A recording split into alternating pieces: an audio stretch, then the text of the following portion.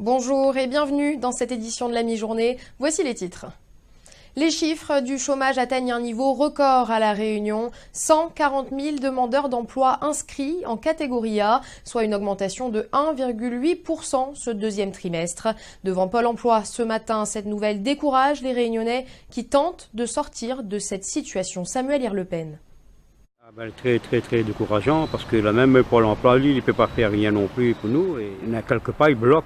Le contrat, il bloque, mais à quel niveau, moi, je ne connais pas. Mais c'est plutôt, c'est les bonnes sociétés, ouais. Ils donnent pas nous l'opportunité d'avoir de l'expérience pour pouvoir commencer à chercher un vrai travail, de pouvoir lancer nous dans le milieu professionnel. C'est pas valorisant pour nous.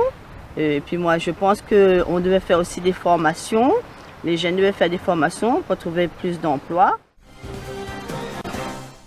Le gérant de traiteur 974 condamné en appel à 4 ans de prison, dont 2 avec sursis. Le Dionysien n'assurait pas les prestations pour lesquelles il avait déjà encaissé les paiements, laissant sur le carreau plusieurs mariés. Un préjudice estimé à plus de 60 000 €. Déclaré inéligible pendant 3 ans par le Conseil constitutionnel, Thierry Robert pourrait malgré tout rester sur la scène politique.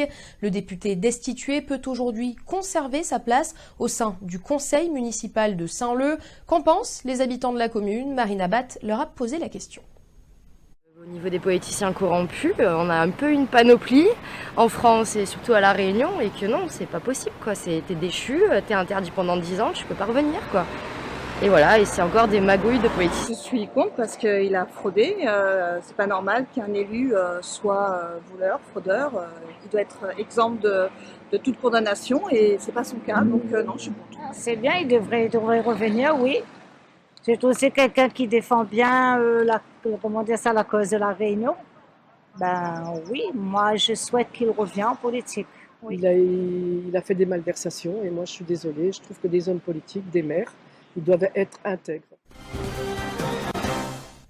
La baignade, à nouveau autorisée à la plage des Roches Noires. Le filet est opérationnel et le beau temps au rendez-vous. Et ce, depuis 2 semaines. Selon nos informations, la mairie de Saint-Paul aurait oublié d'annuler plus tôt l'arrêté d'interdiction lié aux travaux de dragage du port de Plaisance. Bérénice à la terre. Oui, aujourd'hui les conditions sont bonnes pour pouvoir poser ce filet. Donc ce filet a été mis en place par la CISAN, le scaphandrier, et nous on enchaîne sur la surveillance. Alors la mise en place des filets, c'est en fonction des conditions météo et de la visibilité au niveau de la mer. Donc c'est la CISAN, c'est les scaphandriers de la mairie qui vont juger si c'est bon ou pas. C'est la fin de cette édition. Merci de l'avoir suivi. Toute l'information est à retrouver sur zinfo974.com. Quant à moi, je vous donne rendez-vous à 18 h. À tout à l'heure.